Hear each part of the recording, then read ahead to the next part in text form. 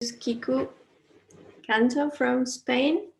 I believe, Kiku, that you've been a priest since 2014, if I got that right.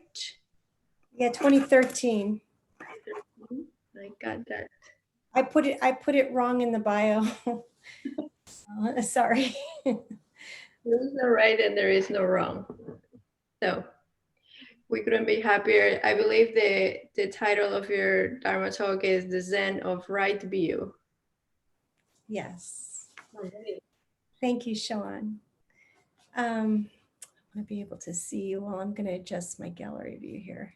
So it's a pleasure to be with you today. I'm really grateful for your kind attention. And this is my first time giving a Dharma talk on behalf of Hollow Bones. So please judge me gently. I've given lots of Dharma talks with my own Sangha, and I'm really grateful to see you here, Shin and Sunny and Koji. So the topic that I chose for this week's talk is the Zen of Right View. And the reason I chose it is because, we're facing this time in our lives, regardless of where we are, where we're truly confronted with a dazzling diversity of views, some of which are totally incomprehensible, perhaps. And yet, unless we become skillful in taking on perspectives and coming to peace with them, we're never going to find peace. So I think it's really important to focus a little bit on this skill of reconciliation of opposites, which I'm calling the Zen of Right View. So real quick, I'm going to tell you what I'm going to cover. I'm going to talk about why do we even talk about right view? Why is it important? How is it tricky? How do we acquire it? And then what is it actually? So to start with, right view, the reason we even talk about it is because, I don't know if you can see this, hopefully it's not in a mirror view. This is the wheel of Dharma represented. And when the Buddha came out of his long meditation and became enlightened, he considered what he had realized to be too subtle and complex and difficult to communicate or to convey to anyone. So he was just going to basically shut up and not talk again for the rest of his life. And somebody convinced him that he should really make an effort because it was monumental and perhaps he could ease others' suffering by trying to transmit what it was that he had discovered. So they call it turning the wheel of the Dharma. And it looks like a ship's wheel because basically you're navigating a vessel of truth in the teachings of the Buddha. And so each of these are spokes of the wheel, and there's lots of different Dharma wheels. Some of them represent the Eightfold Path, other ones represent other things. This one with the 8 spokes is the Eightfold Path. And the very first item on it is right view, which is also called acquiring the Dharma eye. And in a way, it's kind of strange that it should be the first item because it's almost something that you get after, as a result of practicing everything else, you come into a higher perspective. But at the same time, we start with a view, wherever that may be, and it happens to be right for us until we learn better. So we start with a view, perhaps it's right, perhaps it's not, and then we work our way through the rest of the Eightfold Path in an effort to refine that view as we consider. So really the Eightfold Path is very much an iterative process. That's why enlightenment never ends. Every time you come to a view, you may see a year later that it's possible to have a different one that's even more inclusive and encompassing. So right view is the first item on the Eightfold Path. And I just want to go over the other items real quick, just so that this is a complete teaching. So after you have right view, you have right intention. And that means choosing wisely, because our intent is really rather layered and some of it is buried in shadow.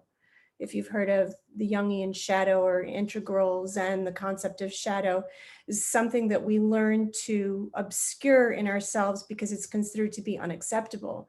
But a lot of times, those kinds of things show up sideways in our intention. So we think we have good intent, but really our intent may have layers to it that may not be so clear. And this is where opposition shows up and self-sabotage and things like that. So part of right view is to have the clarity and the humility to be able to take a really good look at your intention and to see why things may not be working, what may be buried in there, what may be unclear or impure or, not selfless or whatever the case may be that may be tripping you up. So that's the second item on the Eightfold Path. The third item is right speech. And right speech is basically not lying, not using your faculty of speech for maliciousness or misguiding someone, not engaging in gossip, and not being harsh with your speech. And of course, we all transgress. This is like a huge one. But each time it's just having that right view. This isn't what I'm trying to do. Even though I did it, I'm going to make a course correction because I know better. So you use your view for your intent and your speech. Then we move on to the fourth one, which is right action. And this is basically conduct, like not doing harm deliberately, being mindful of the effects of your actions upon others and upon the whole network itself, which is interdependent. And we'll get to that in a second.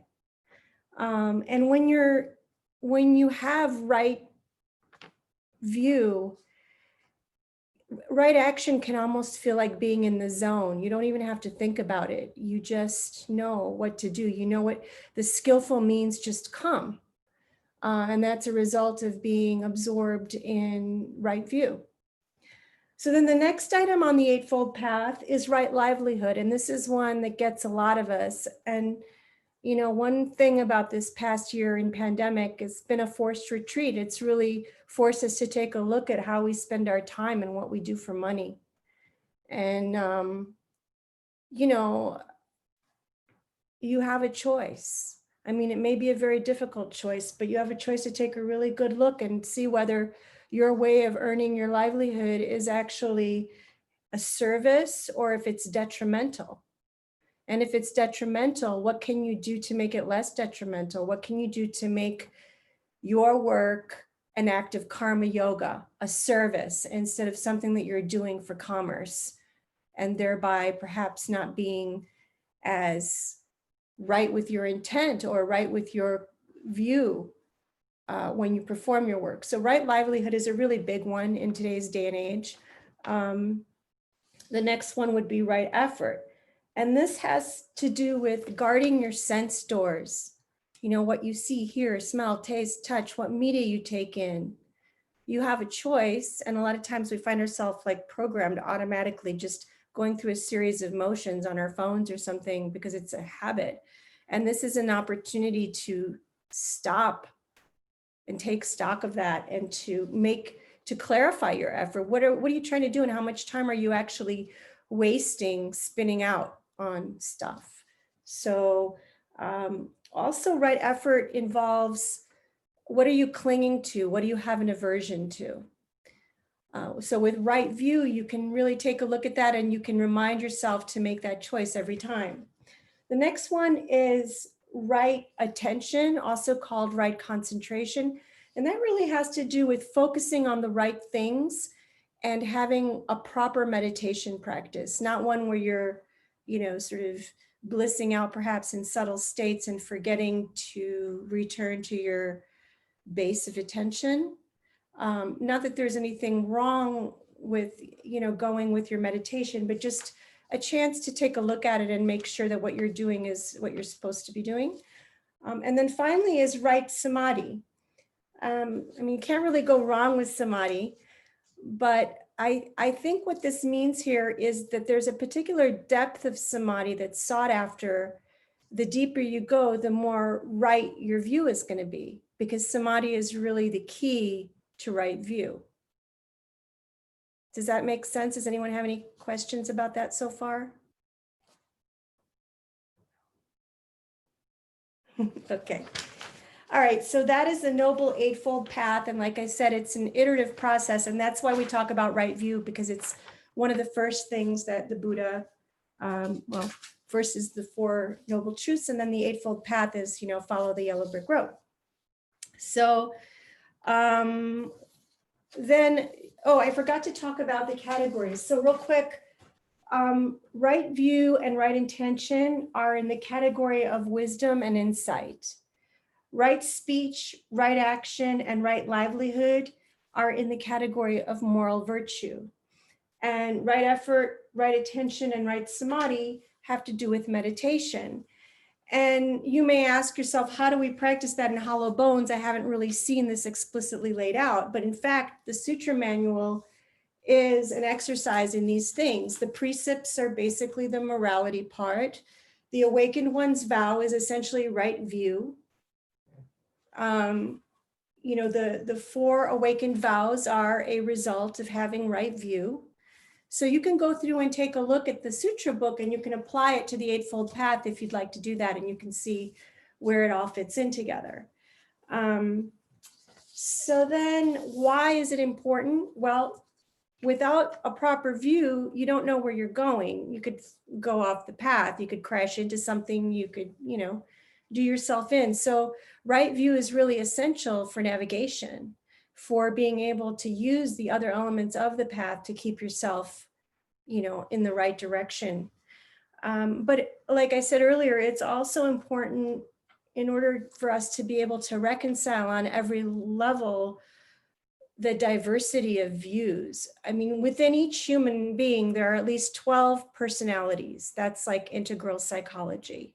So there's 12 of us at least, and then every single person has 12, and then we're having, all this fighting going on. I mean, if just the level of war that's going on, the only way to transcend it is to include all those views and to really get an empathic sort of perception for it. You don't have to like it, you don't have to agree with it, but you have to be able to know where people are coming from and where your other selves may be coming from, because otherwise you can't love something if you don't understand it. And if you can't love it, there's no way it's going to come together.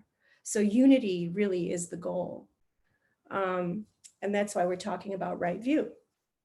So you got to stop the fragmentation and pull it together and realize that we are all eyes on the seraphim.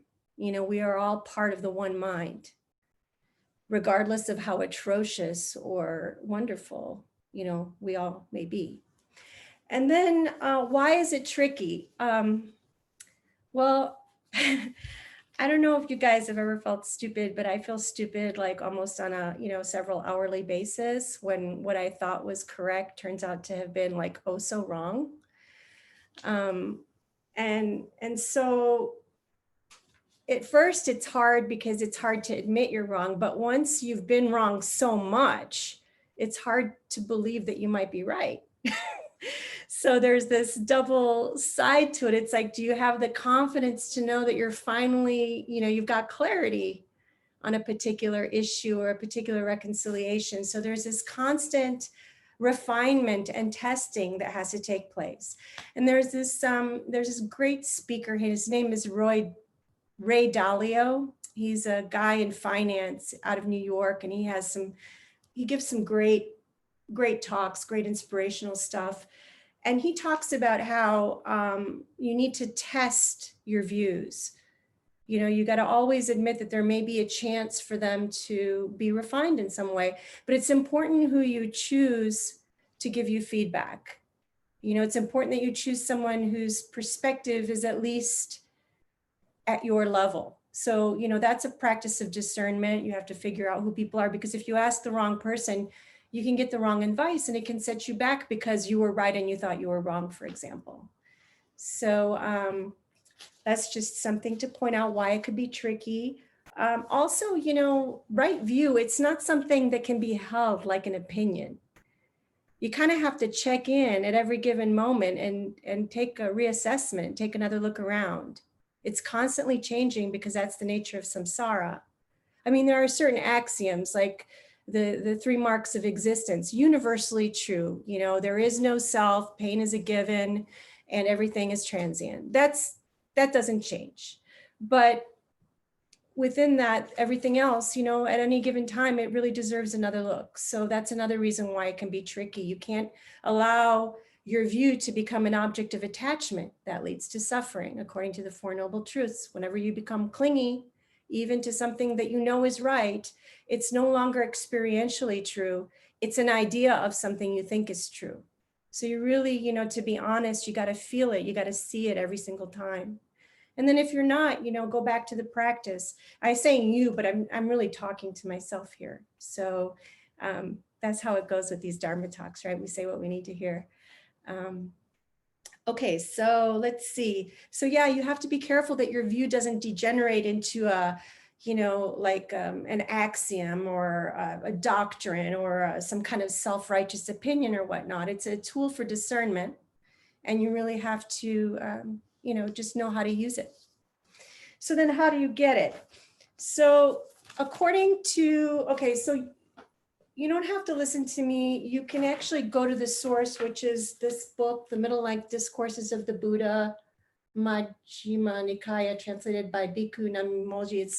It's called the Sammaditha Sutra, and it's basically a long sutra on what right view is and what it's made of.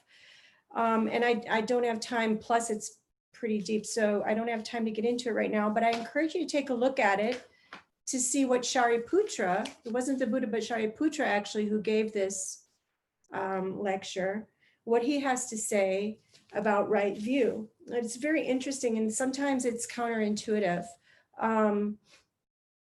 But what it amounts to is basically someone who has right view understands down to their bones. I mean, there's two ways of understanding something: cognitively and then experientially. So I'm hoping by the end of this talk that perhaps you'll have a better cognitive understanding of right view, but then it's up to you to get the experience for it to be something that's felt and that actually does guide your behavior.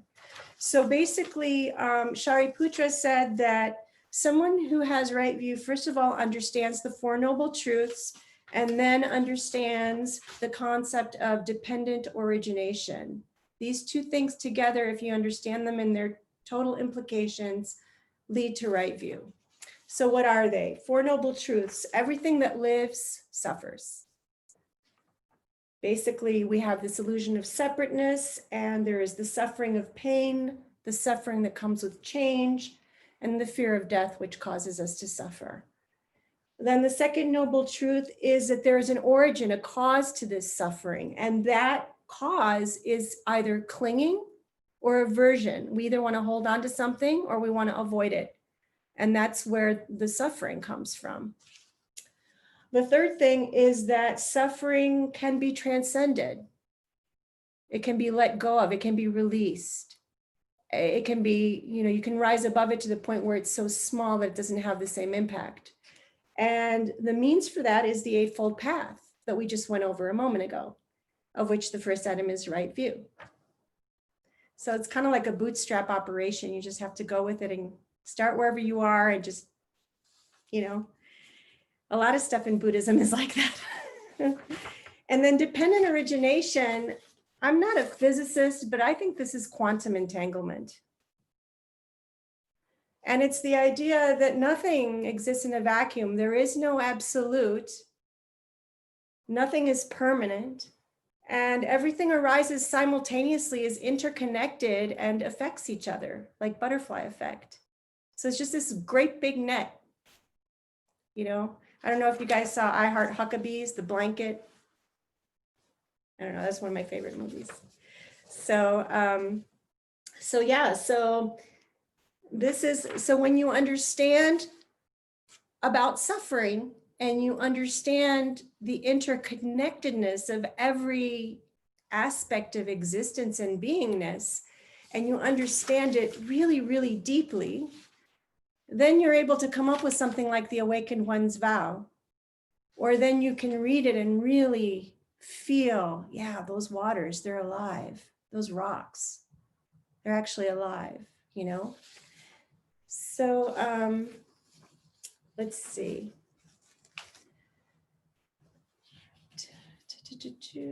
So yeah, so one way to get to it is cognitively by really studying the Four Noble Truths and interdependent origination. And the other way, of course, is through samadhi.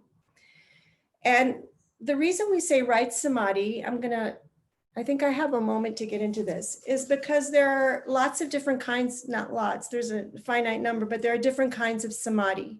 And for this, I'm going to actually, what is it called?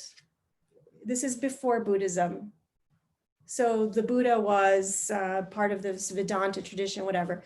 So there's this wonderful book called How to Know God, the Yoga Aphorisms of Patanjali. And these are the things that the Buddha would have known when he started on his adventures. And there's some really great technical descriptions here of things that you can really use as sort of a map for your practice. And one of these is the different descriptions of samadhi.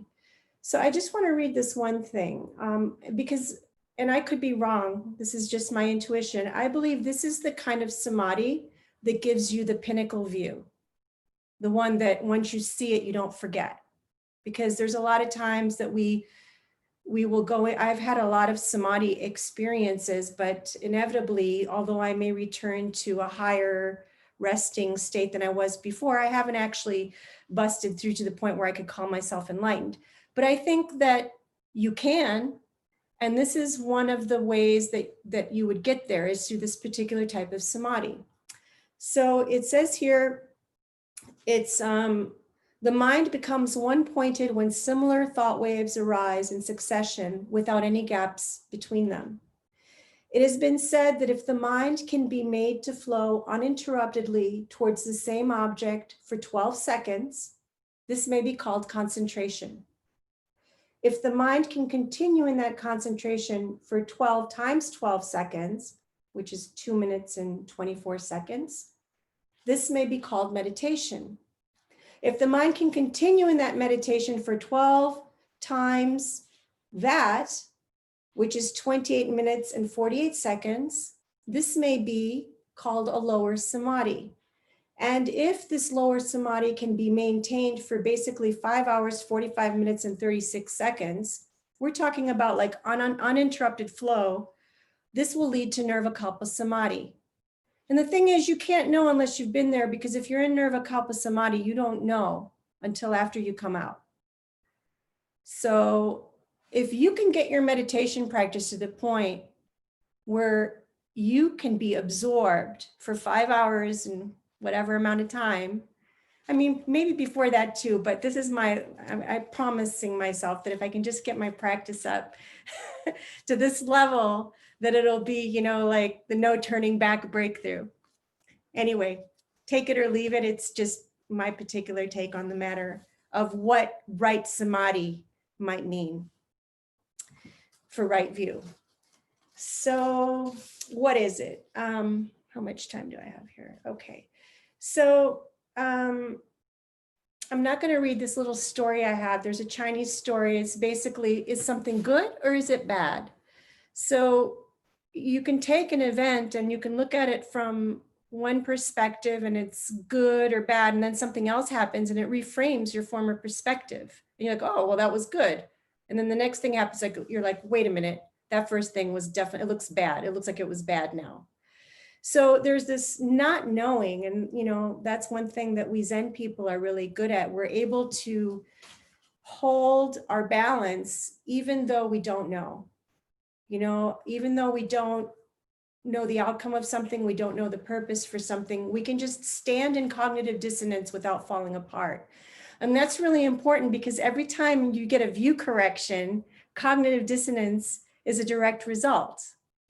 So when you get corrected, the first time I get corrected on something that I really think I'm right about, the first thing is disbelief. I might even feel mocked, you know, like I'm going to mock the other person, like that's stupid, you know? And then as it begins to set in, there might be some anger, maybe some shame about the ignorance that you now see you might have had. And, you know, you got to deal with yourself compassionately. And then there might be a period of time where you're just quiet because you're absorbing it, you're watching your new view, you know, fulfill itself.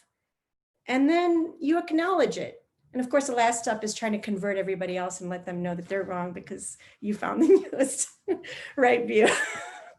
It's human nature, right? So anyway, cognitive dissonance is something we have to deal with if we're serious about getting, you know, and maintaining right view, and always checking ourselves on that. So yeah, so I guess I will end. I just want to read the Awakened One's vow again, because all these words are not necessary. You can just read that and really feel into it, and have right view if you really take it to the limit. So this is page 9 of your sutra books. And just read it with me, and let's try to do that psychic network sort of interdependent sort of instant enlightenment thing together. Awakened One's vow. When I, a bodhisattva of no rank, look through awakened eyes at the real form of this universe, all that appears is the never-ending, never-failing manifestation of the mysterious unfolding of truth. In any event, in any moment, and in any place, none can be other than the marvelous revelation of the interplay of this glorious light. This realization has been the transformational moment, causing all of our masters and mentors, patriarchs and matriarchs, to experience true freedom and joy beyond comprehension, and to then extend tender care with a worshiping heart to all beings, beasts and birds, trees and flowers, even rocks and waters. This realization teaches us, reveals to us that our daily food and drink, clothes, and protections of life are the very warm flesh and blood, the merciful incarnation of this ever-present, living, divine mystery. Who then can be ungrateful or disrespectful, even to senseless things as well as to human beings? Even though some may appear to be fools or so-called enemies, we will remember to be warm and compassionate towards them. If by chance they should turn against us, abuse us, persecute us, we will remember our fearless heart, our path of wisdom, compassion, nonviolence, and skillful means. Before we react, we will consider deeply the personal and collective karma that brought these conditions and circumstances upon ourselves. Then, with each moment's arising flash of our normal feelings and thoughts, we will simultaneously recognize within us a field of pure awareness, wisdom, compassion, and skillful means. All of our minds will now reveal a true awakened one, a Christ, a Buddha, a Tara, compassionately aware and ready, fearless and wise, acting skillfully and appropriately. Then all of our combined actions will create a new world, a world of love and caring, defended and ordered. May we awaken and recognize this mind throughout the whole universe, so that we and all beings together may experience maturity in awakened mind, wisdom. Thank you so much, everyone. Thank you. I want to